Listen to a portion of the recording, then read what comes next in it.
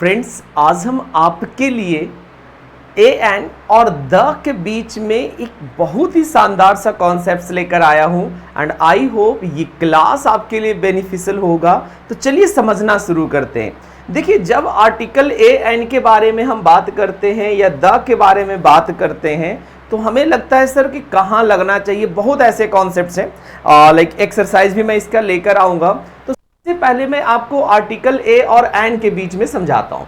अगर हम बात करते आर्टिकल ए और एन, ठीक है, बहुत ज़्यादा आप मतलब अगर लैंग्वेज की बात करिए लाइक वाइल राइटिंग और वाइल स्पीकिंग, तो ए एन का इस्तेमाल आप बहुत ज़्यादा करते हैं। देखिए, अभी तक जो हमने पढ़ा है कि ए ई आई ओ यू लगा रहेगा तो एन लगेगा और बाकियों के साथ ए लगेगा, तो ये गलत कॉन्सेप्ट है। आपको आज से समझना है कि अगर हमारा साउंड कॉन्सोनेंट का है, यानी हम बात कर रहे हैं साउंड्स की, कि अगर कॉन्सोनेंट साउंड्स है तो आप ए लगाइए, ठीक है। और अगर आपके पास वाउल साउंड्स है, अगर आपके पास वाउल साउंड्स है तो आप एन लगाइए। प्राइमरी कॉन्सेप्ट ये है। अब आपके मन में आ रहा होगा कि सर ये कैसे पता करेंगे कि वाउल साउंड्स क्या होता है, कॉन्सोनेंट साउंड्स क्या होता है। क्योंकि ये एक फोनेटिक्स का हिस्सा हो जाता है। एक जनरल कॉन्सेप्ट्स में हमें लगता है कि यार जो बोल देते हैं ना वही होता है, ठीक है। बट जरा समझिएगा, अगर हम हिंदी लेवल पे आपको लेकर के चले तो का से जो ज्ञा तक का साउंड है ना, ये आपका कॉन्सोनेंट साउंड्स कंसीडर होगा, ठीक है। और अगर हम बात करें आ से लेकर आओ तक का, तो ये जो हिस्सा कंसीडर होगा ये आपका वाउल साउंड्स का कंसीडर होगा, ठीक है।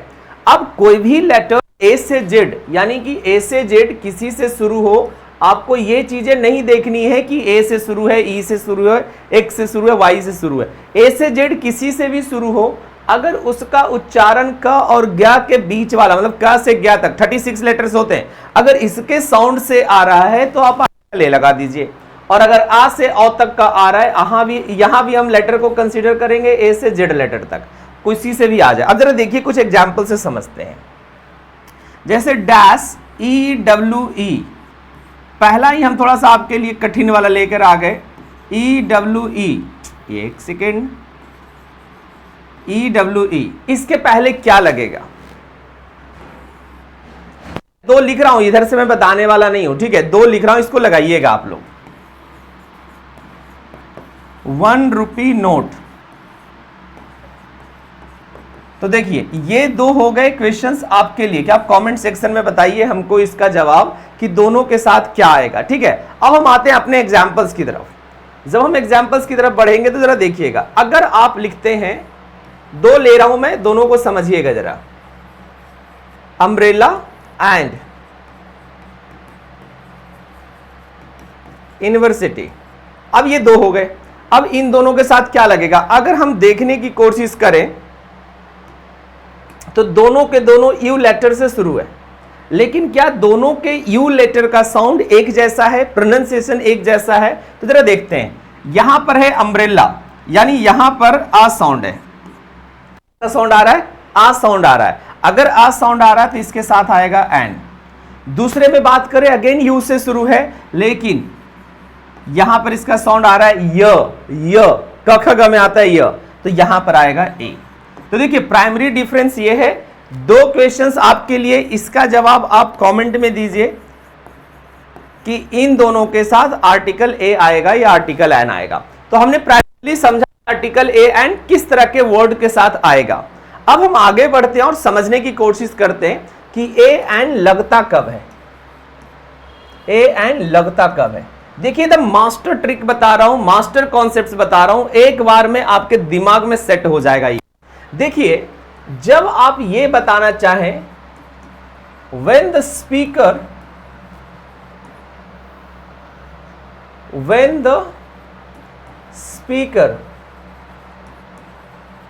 knows which one, when the speaker knows which one, और ध्यान रखेंगे कि जब सिर्फ स्पीकर को पता है कौन सा, यानी यहां पर जो listener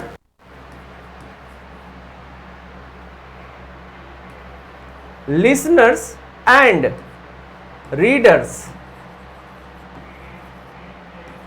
don't know, don't know. अब इस पॉइंट को समझिए, which one,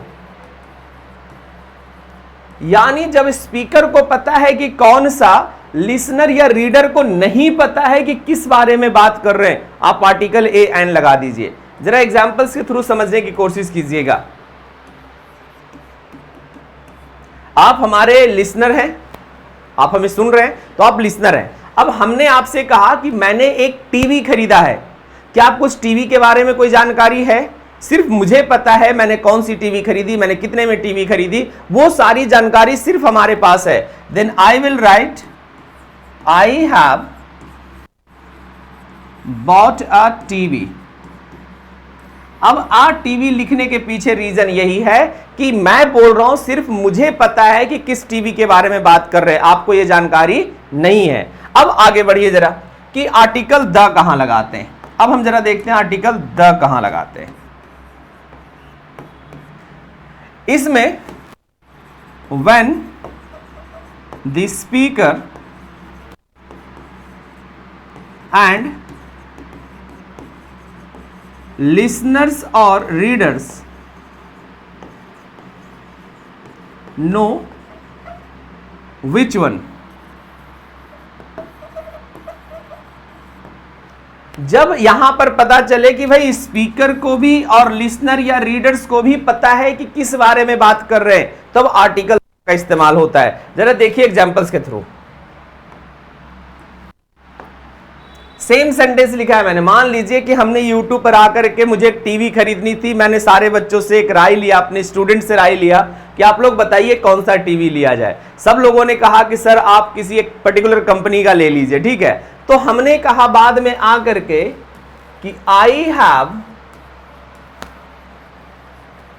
bought the TV.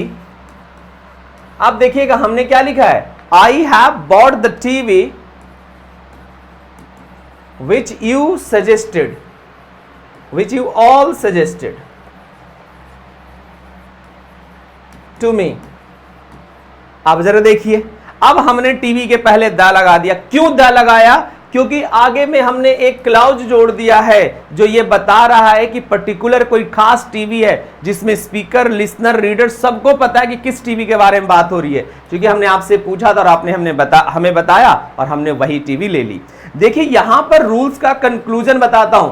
आप आर्टिकल्स में बहुत सारे रूल्स पढ़ते हैं, जो अभी मैंने दो कॉन्सेप्ट्स बताए इस पे पूरा रूल्स हाजिर है, पूरा रूल्स अप्लाई हो जाएगा। जैसे the Ganga is pure river. अब किस गंगा के बारे में बात कर रहे हैं, स्पीकर लिसनर दोनों को पता है। The Ganga is a pure river. अब ये गंगा के पहले द लगता है तो हम ऐसा पढ़ते हैं कि नदी के नाम के साथ, समुद्र के नाम के साथ द लगता है, but by the way conclusion उसका यही है कि स्पीकर और लिसनर दोनों को पता है कि किस बारे में बात कर रहे हैं। आई होप कि ये वाला कॉन्सेप्ट आपको बेहतर तरीके से समझ में आया कि ए एन और द के बीच में प्राइमरी जो कॉन्सेप्ट है यही है। बाकी सारी की सारी मोह माया है, सारा का सारा रूल्स है। रूल्स रट्टा मत लगाइए, कॉन्सेप्ट सीखिए रंजन सर के साथ। तो चैनल को सब्सक्राइब कीजिए और वीडियो अच्छा लगे तो वीडियो को शेयर, और जो हमने दो क्वेश्चंस पूछे उस क्वेश्चंस का जवाब कमेंट में जरूर दीजिए। Thank you.